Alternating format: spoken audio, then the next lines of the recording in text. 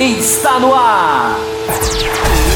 O mais tradicional podcast sobre corridas do Brasil. Os comentários e o debate sobre automobilismo de um jeito que você só ouve aqui.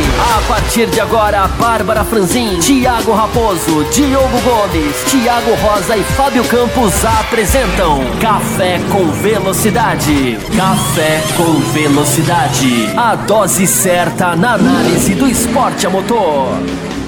Para você que nos ouve no cafécomvelocidade.com.br, estamos começando o terceiro e último bloco da edição 586, a edição de aniversário, 11 anos do Café com Velocidade. Nos dois primeiros blocos nós tivemos Fórmula 1 e a etapa do México, que definiu o título. No primeiro nós falamos basicamente de Lewis Hamilton, o novo pentacampeão. E no segundo bloco nós demos mais ênfase e mais foco na corrida em si, falando do Verstappen, da Red Bull e outras coisas que aconteceram. E agora é hora da gente falar da MotoGP, que também já sabia, né, já tinha o seu pentacampeão definido no Japão, e que correram no último final de semana em Phillip Island, aquele circuito maravilhoso na Austrália, e uma corrida bem maluca, bem com resultados, com pilotos lá na frente inusitados. A gente vai discutir tudo nesses próximos minutos aqui, só lembrando, né, hoje sim nós estamos gravando o bloco da MotoGP no dia 31, então hoje sim é o dia oficialmente do aniversário do Café com Velocidade. E o nosso ouvinte Ricardo Banniman, ele fez uma surpresa muito legal pra gente. Ele fez um compilado de gravações aí, desde a edição número 1, e veio pegando partes e partes do Café com Velocidade. E junto a isso, ele chamou alguns ouvintes aí, alguns dos ouvintes que estão no grupo lá dos apoiadores, pediu para que enviassem um áudio de 30 segundos a 1 minuto, e foi inserindo esses áudios no meio, então ficou bem legal. Tão legal que a gente decidiu que a gente vai publicar isso aí pra vocês. Então quem está ouvindo o bloco da MotoGP vai ver que vai cair uma notificação especial aí no feed. Saibam que se trata dessa homenagem que o nosso querido Ricardo Banniman fez. Então já agradeço aqui de microfones abertos ao Banniman pela iniciativa, gostamos muito. Eu ainda não acabei de ouvir, que a gente veio gravar aqui esse bloco da MotoGP. Eu já estou ali por 40, 45 minutos, já ouvi boa parte, mas foi demais, muito legal a gente relembrar tudo isso que já aconteceu nessa bela história de 11 anos. Neste bloco da MotoGP, apenas eu e Diogo Gomes, nós estamos gravando na manhã da quarta-feira, ambos de férias. Fábio Campos, Thiago Santa Rosa e Bárbara Franzin estão lá trabalhando, cumprindo, alguém tem que trabalhar neste país, então não puderam estar presentes. Então, Diogo Gomes, seja muito bem-vindo. Se quiser ir falar alguma coisa também sobre esse áudio do Banniman, né, esse programa especial que eu sei que você também gostou bastante, e já dá sua saudação aí pra gente recomeçar a edição 586, de onde paramos. Eu tava pensando aqui, eu acho que quando a gente puder gravar de férias, né, tipo hoje assim, a gente poderia gravar com tipo um copão de cerveja assim do lado, né, e aí já aproveita também o dia do aniversário e podia fazer um negócio diferente, assim, mas passa a gente vontade tá conseguindo gravar num clima mais tranquilo, né, mais um tempo mais espaçado, mas enfim, vamos falar sobre MotoGP, a corrida maluca da MotoGP, né, em Phillip Island, mas só rapidinho voltando na questão do Banniman, eu tô ouvindo ainda e, cara, eu fiquei aí bem, sabe, marcou bastante. Imagina pra vocês, né, que estão aqui desde o início, você e Bárbara, que botaram as primeiras pedras lá embaixo, digamos assim, para construir o muro. Foi realmente um negócio muito bonito que a gente vai disponibilizar para os demais ouvintes para ouvirem também, e principalmente porque é um exercício para relembrar, né, diversos episódios importantes, diversas fases, inclusive, né, do Café com Velocidade.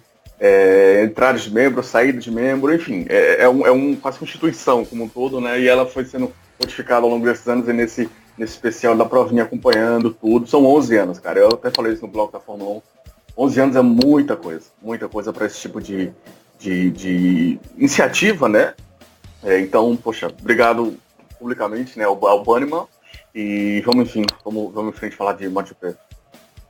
Vamos em frente. Né, como todos os outros campeonatos de automobilismo pelo mundo, com exceção da Fórmula E, né, que tem um calendário um pouco diferente, estão se encaminhando para o encerramento, né, também já estamos aí no fim de outubro, começo de novembro. Então as grandes categorias, né, a gente sabe que o calendário geralmente é de março a outubro, março a novembro.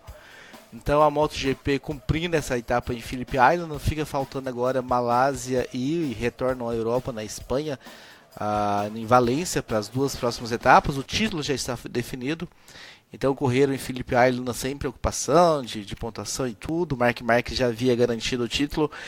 E Diogo Gomes, depois de 25 corridas de uma seca gigantesca, uma seca enorme, as Yamahas andaram bem em determinado momento da corrida, estavam fazendo 1-2, e Maverick Viñales foi lá e beliscou a vitória também depois de tanto tempo de seca. A que você se deve, Diogo Gomes, esse desempenho da Yamaha? É apenas características específicas de Phillip Island, ou acharam alguma coisa nesse final de temporada, já pensando para 2019, já que a gente sabe que na MotoGP as mudanças não são tão drásticas como na Fórmula 1, eles aproveitam muito o conceito de uma moto do ano anterior para o ano seguinte. A gente tem que começar enumerando, por exemplo, que é uma prova sem Marques, né, que é o maior vencedor da temporada, já campeão e tudo mais, e só isso já muda todo o cenário, né? Um outro ponto é uma prova sem Lorenzo. A última também foi sem Lorenzo, né? Mas, enfim, é uma prova sem Lorenzo, ou seja, é uma prova sem mais um cara forte brigando ali na frente.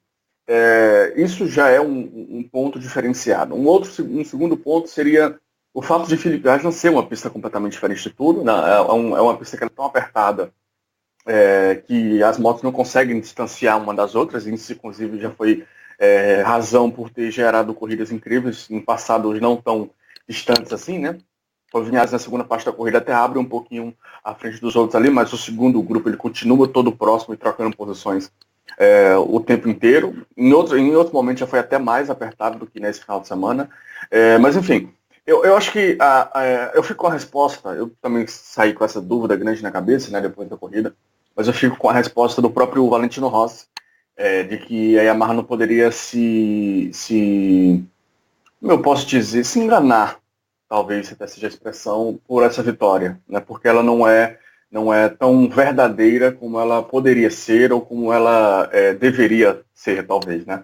Ele já havia falado algo parecido na corrida de Burga, da Tailândia, onde eles não venceram, mas andaram muito bem, tiveram, sem dúvidas, uma subida muito grande, e lá foi muito creditado com relação ao pneu traseiro específico, que a Michelin levou para essa prova, né, porque é uma prova nova no calendário. E agora Phillip Island com todas as suas características, diferente de todo o resto do calendário. O que mais se iguala ali é o Sachsenring, mas mesmo assim ainda tem muitos pontos diferentes. Então, foi quase que uma corrida em separado, por não ter o Marques e por ser, enfim, em Phillip Island, mas o ponto essencial é que o Viñales, que vale destacar, não só andou bem no domingo, desde a sexta-feira que ele vinha andando bem em todos os treinos livres, classificou bem também. A largada foi péssima, porque ele larga muito mal, impressionante, caiu para nono na largada, mas depois veio ganhando posições, e quando pegou a liderança, já sem o Marques na prova, disparou e venceu a prova muito bem.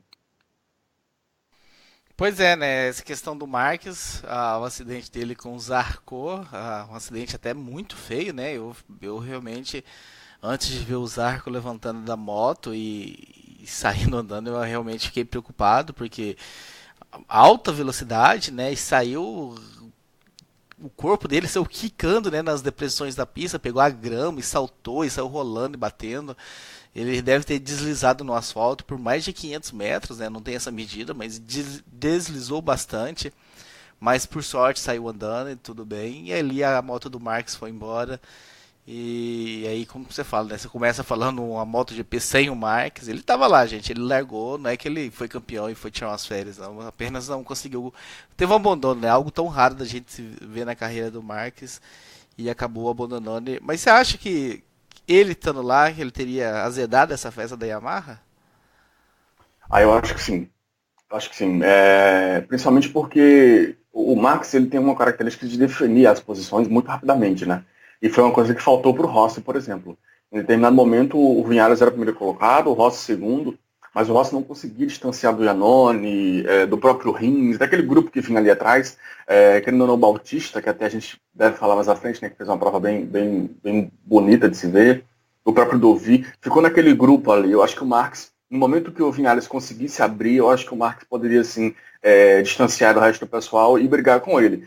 Não dá para garantir que o Marcos fosse vencer a prova, claro, apesar de, né, pelo ano absurdo que ele está fazendo, ter boas chances, mas eu acho que, no mínimo, a coisa seria mais próxima ali e o Vinales não teria vencido com tanta vantagem, né? Mas sobre o Marcos em si, é assustador como a moto dele ficou, né, cara? Depois, quando ele vai para os pits, ele sai de cima da moto, ele só toca a mão assim na traseira da moto e a traseira sobe e desce com uma velocidade, assim, de uma maneira impressionante.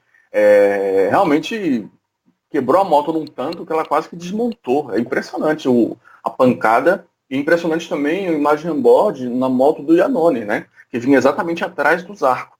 E a moto do Zarco, ela voa completamente, bate na moto, forte na moto do Marques, na traseira, e ela, de início, a impressão que dá é que ela vai vir na cara do Iannone, né? E aí acaba que não, ela fica no chão e vai para um outro lado, mas poderia ter sido ainda pior. Não, com certeza, cenas fortíssimas. Eu até recomendo ao nosso querido ouvinte que de repente não assistiu a corrida por algum motivo, a corrida foi madrugada e tal, tenta pelo menos procurar esse lance aí, acidente do Zarco com o Marques. Acho que se colocar isso aí no em YouTube, alguma coisa, deve achar, apesar que a MotoGP costuma caçar vídeos dela no YouTube, mas eu acho que talvez esse Zarco e Marques, Phillip Island, porque foi um acidente realmente fortíssimo. A gente está meio que comentando aqui, Diogo, dessa ocasionalidade desse bom resultado da Yamaha, mas a gente precisa ressaltar e bater na tecla de que outro resultado bom da Suzuki já não é mais ocasional, né? A moto realmente, a montadora vem numa crescente aí nas últimas etapas, as últimas 5 etapas, não sei, últimas 10, eu não lembro muito bem quando é que começou, aparecendo muito bem. E tá lá, mais um pódio, André Iannone na segunda colocação. Não, e o Rins também andando muito bem, né? O Rins até vinha andando melhor nas últimas etapas. No Japão ele também tinha andado muito bem, assim como o Iannone, só que o Iannone acaba caindo na segunda parte da corrida. Mas uma boa prova da Suzuki como um todo. O Iannone destaca porque ficou na segunda colocação.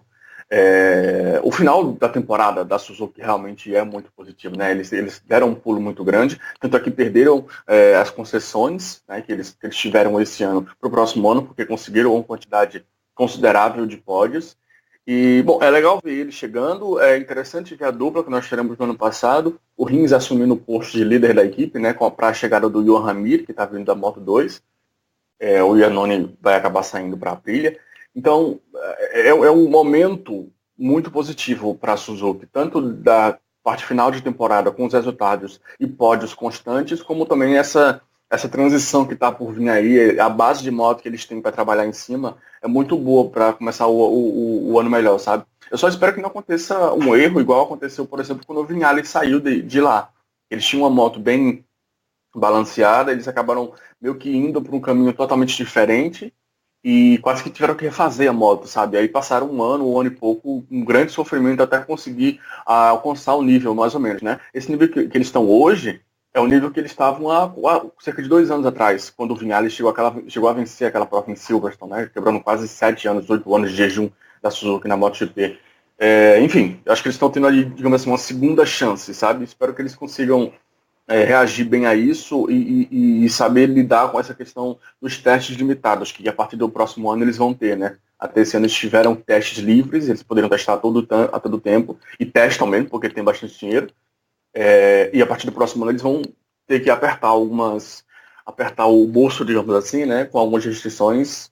Eu só torço para que consigam lidar com isso e que a gente consiga continuar vendo, né, a Suzuki andando bem nesse final de ano, principalmente com o Rins, né, porque querendo ou não é o cara que vai se manter na equipe, que vai pegar uma posição de liderar a equipe no ano que vem. Com certeza, a Suzuki teve, né, seus bons momentos já no passado, quando o Vinales estava por lá vencendo corrida, houve uma queda até bem estranha, né, no rendimento, começaram a não andar, nem ficar no top 10 aí, tinha dificuldade de passar para a qualificação número 2. E agora é muito bom ver a montadora lá crescendo novamente. É o que a gente espera de tudo. A gente espera que a Aprilia chegue também. A gente espera que a KTM chegue também. Então a esperança que a gente fica é de que realmente a gente tenha uma MotoGP muito mais disputadas, com muito mais alternativas lá na frente, como foi, né? A gente, citando ainda mais a loucura dessa corrida, nós já falamos aqui do Vinhales, já falamos do Iannone, mas a gente teve um Álvaro Bautista, que você chegou a citar por cima, o próprio Rins, que você já citou, Jack Miller também andando lá na frente, então foi uma alternância gigantesca de pilotos nas primeiras posições de jogo. Eu lembro que, antes de te passar para te responder, que a gente teve uma prova no Canadá uma vez que foi louca, assim, da Fórmula 1, que o Fábio Campos até gosta de citar, que foi de lá que a Fórmula 1 parou assim, nossa, mas o que aconteceu nessa prova para que fosse tão disputada assim? E perceberam que foi a questão dos pneus e tal, e aí decidiram implementar a questão dos pneus que desgastavam. Será que tem como a Dorna olhar para essa prova de Phillip Island e tentar tirar alguma coisa específica ali? Ou não, foi muito mais ocasional mesmo, tem muito mais o que tirar, porque a alternância de pilotos, de motos diferentes, de fabricantes diferentes na ponta, dessa vez foi gigante. Não, eu acho que é um cenário diferente, é mais um cenário de... Eles estão colhendo o que eles já plantaram atrás, na verdade. Eu acho que é quase que o inverso, porque a Suzuki só está aí por conta de uma regra maluca e que é muito positiva, mas que ela tem inicialmente, no papel, ela é maluca e ela foi muito contestada pelas principais montadoras, leia-se Honda e Yamaha. A Ducati ainda estava no fase de crescimento quando essa regra veio à tona, que é essa questão das concessões. Inclusive a própria Ducati usou dessas concessões para ganhar nível, quando a dupla ainda era Crutchlow e Dovizioso lá atrás. Então, assim, eles estão mais colhendo o que eles já plantaram com relação, por exemplo, ao rendimento da Suzuki e com relação também ao rendimento da Ducati. A Ducati andou bem com o Dovizioso porque, enfim, é o piloto oficial. O Álvaro Batista ele já anda de moto Ducati, né? Só que a do ano passado, 2017, foi o primeiro contato dele com essa 2018, mas ele andou muito bem, é um bom piloto. Tem vários altos e baixos na carreira, é verdade, mas quando teve algumas chances conseguiu aproveitar. Tanto é que não continua na MotoGP, porque a equipe onde ele corre regularmente vai sair, né? Vai voltar para a Moto 2. Porém, ele arrumou o contrato com a Ducati, também de fábrica, lá na Superbike, para ser piloto de fábrica junto com o Chad Davis. Então, assim, a pista favoreceu a Yamaha, né, que conseguiu retornar. Eu acho que algumas mudanças que a Dorna poderia olhar para tentar fazer era mais em questão a ajudar a Yamaha a tentar se acertar, sabe, a tentar voltar a esse nível. Agora fica a dúvida até quanto eles poderiam ajudar a Yamaha, ou até quando seria justo ou injusto eles ajudarem a Yamaha, sabe?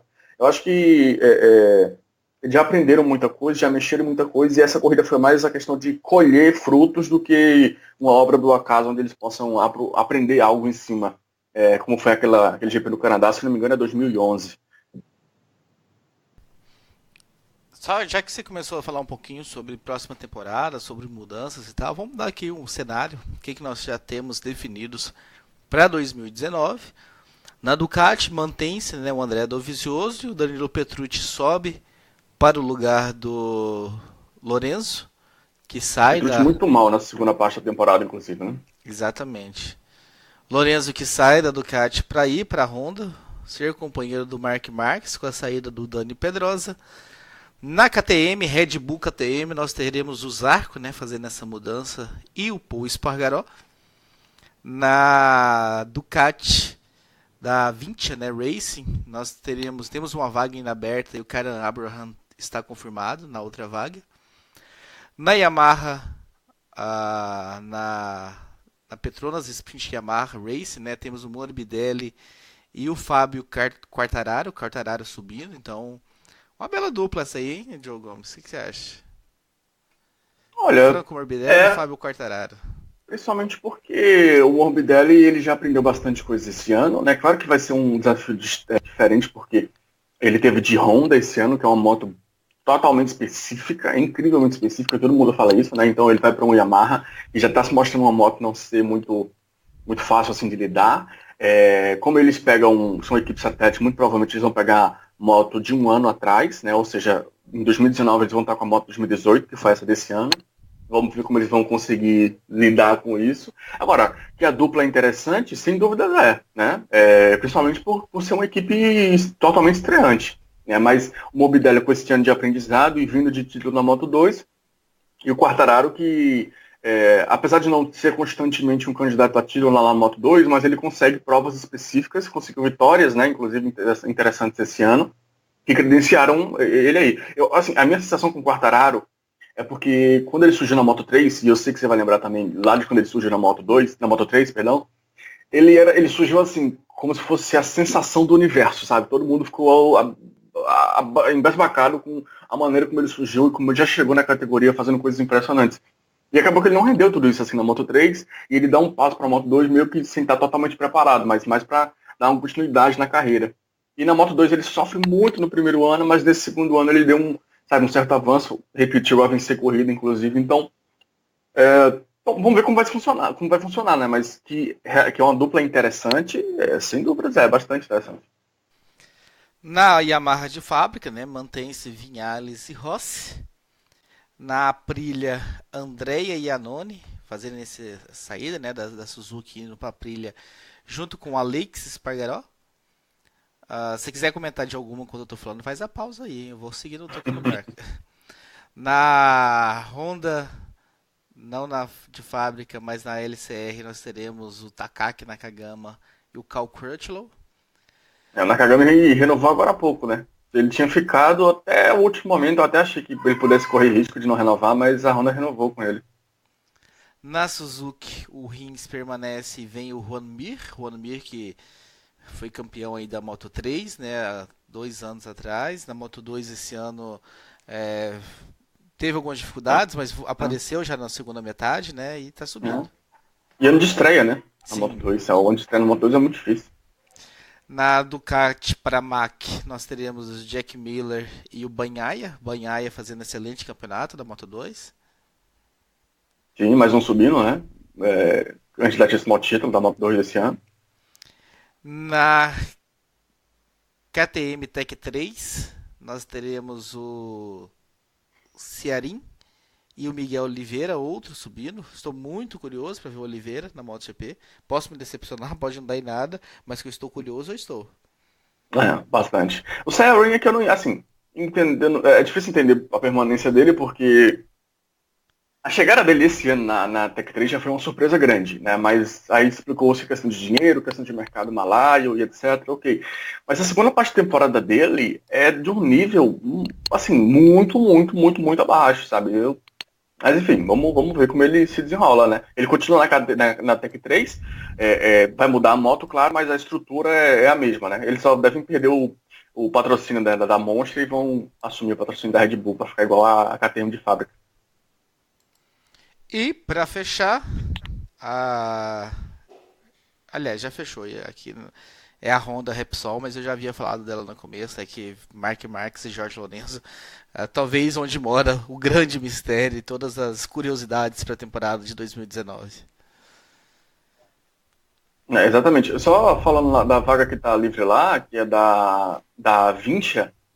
Esse ano os pilotos são Simeon e Rabat, né? O Rabat não está correndo na segunda parte da temporada porque se machucou. Aí o Jordi Torres está assumindo a moto, andou assumindo a moto nas últimas provas. Então, como o Kyle Abraham, a equipe dele vai estar saindo da categoria, que é a mesma equipe que eu citei do Bautista, ele arrumou essa vaguinha aí na 20 para continuar no grid, despejando um monte de dinheiro na equipe, né?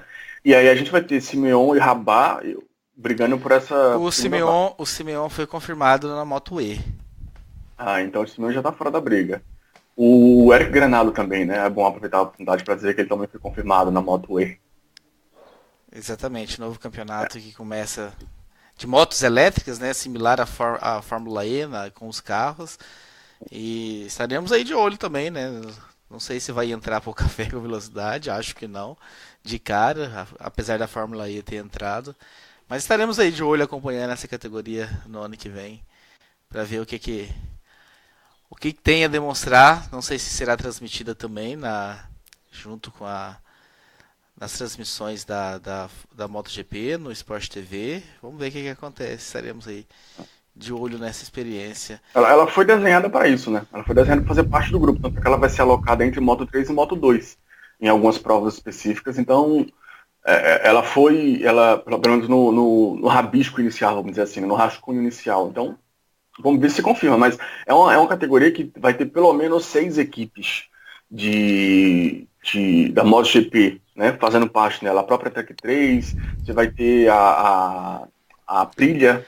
Eu tenho Então, aqui ó, os times que estarão com duas motos, a Tech 3, a LCR, a Pramac, a Indy Nieto, e aí tem aqui a Sponsorama, que eu acho que é nova, né? Vai ter a Gresini, e também tem algumas motos que estarão com uma moto apenas, que é a Pons, a Intact, a SIC 58, né, do Simoncelli, todas essas três últimas que você falou são equipes de Moto 2. a Agio Motorsport, a Mark VDS e a SIC Racing Team. A Agio, se não me engano, é a equipe que foi campeã agora há pouco na World Super Sport. Mas, enfim, são equipes que têm um nome já, sabe, forte. Vamos ver como eles conseguem montar o grid e como ver o equipamento, né? Porque por mais que essa moto tenha sido testada um tempo atrás, mas são coisas muito poucas, assim, pelo menos em termos, não sei se em termos de teste, mas em termos públicos, a moto apareceu uma ou outra vez, sabe? Não é uma coisa maçante mostrada o tempo inteiro. Então, vamos ver como sai disso aí. Mas é um campeonato para ser observado de perto. E eu tô muito confiante no Eric, sabe? A gente sabe que o Eric tem um certo talento e tal, mas sempre com escolhas muito mal feitas, né, na carreira. Não talvez por incompetência de empresário, mas talvez por ser o que tinha. Ou a gente aceita isso que tem, então, assim, sempre. Essa temporada da Moto 2 que ele foi tirado no meio, por exemplo, é um exemplo, né? A equipe dele decide mudar de montadora em cima da hora e dá um passo muito atrás do que vinha sendo. Então eu tô com muita curiosidade para ver o Eric nesse caminho novo, onde vai ser novidade para todo mundo começando do zero. Como é que ele vai sair? É uma oportunidade para ele aparecer, né? Porque ele disputou. Depois de fazer aquela tentativa de Moto 2, aí depois recua para Moto 3, ele dá um passo mais atrás ainda e volta para o europeu, né? Que é o espanhol CAV. Ele anda muito bem lá na Moto 2, e aí tenta essa nova vaga. Só que é uma vaga com a equipe que tentou essa vaga desse ano, né? Conseguiu, mas é uma vaga com a equipe bem limitada, uma equipe que já começava o ano limitado e para piorar fez uma decisão de equipamento completamente horrenda, né? A única equipe que corria com equipamento super, se não me engano, no ano inteiro, na temporada inteira. Então, assim, o ano realmente estava comprometido, tanto é que o companheiro de equipe dele me fugiu, o Stefano Manzi. O Stefano Manzi também sofrendo horrores, cai, que é um absurdo. E para piorar a situação toda, o Eric Granado foi retirado da moto porque inventaram alguma desculpa totalmente sem noção, né, de que ele precisaria focar ou que ele deveria focar no brasileiro do Superbike, não dava para focar nas duas categorias. Isso a equipe que falou, tá, para ficar claro, não foi o Eric.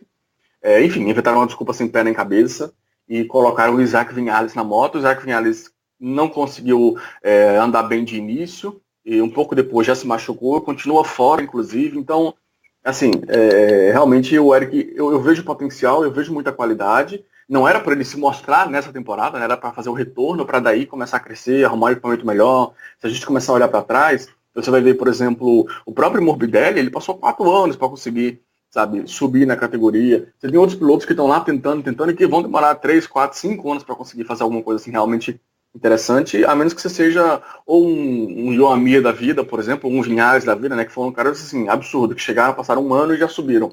Mas, no geral, é uma categoria que demora muito a Moto 2 para você ir se acertando. E o Eric não teve essa chance.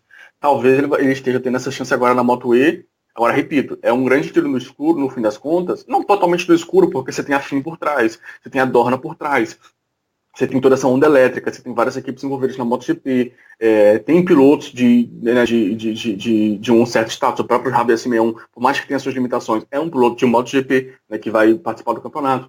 Então, pode ser a grande chance do Eric se mostrar de vez. Então é isso, meus caros. Bloco da MotoGP da edição 586. Temos mais 2 provas pela frente para a gente encerrar essa temporada 2018. Uma temporada que tivemos algumas belíssimas provas, né? A prova de Assen foi gigante, como sempre acontece. Tivemos belas disputas, algumas provas em que não aconteceu muita coisa, como é de normal, um domínio de Marc Marques aí. Provavelmente a gente vai fazer um balanço ainda depois da prova de Valência sobre a temporada inteira. Ficou faltando algo, Diogo, sobre Phillip Island que você queria pontuar ou podemos fechar? Não, só, eu falei rapidamente, né, mas só dar uma ênfase à questão do Bautista, pela maneira como ele conseguiu sentar na moto e andar, né? Ele já estava andando de Ducati, mas a do ano passado. Mas tem algumas proximidades ali, mas eu esperava ele andando bem por isso, mas eu não esperava ele andando em uma parte considerável da prova na frente do próprio Dovizioso, né? Isso que foi o choque ali. Então, é legal que ele está conseguindo encerrar a carreira dele no Mundial de Moto Velocidade, desde lá da 125, ele foi campeão, inclusive, 250, ainda ele foi vice-campeão. E todos esses quase 10 anos de MotoGP, ele está conseguindo encerrar essa parcela da carreira dele numa alta, num momento positivo para agora vai dar um passo diferente, ainda em alta, claro, na Superbike, mas saindo do Mundial de Moto Velocidade. Então é isso, meus caros, um abraço, obrigado a todos que mandaram mensagens felicitando, né, o Café com Velocidade pelos 11 anos. Curtam aí, né, o compilado que o Bunnyman fez, que nós vamos subir, estará no feed de vocês mais cedo ou mais tarde. Um abraço a todo mundo e até semana que vem com um clima super pré-GP Brasil de Fórmula 1. Um programa muito especial. Até lá! Termina aqui Café com Velocidade, o mais tradicional podcast sobre corridas do Brasil. Sempre com Bárbara Franzin, Thiago Raposo, Diogo Gomes, Thiago Rosa e Fábio Campos. Café com Velocidade. Café com Velocidade. A dose certa na análise do esporte a motor.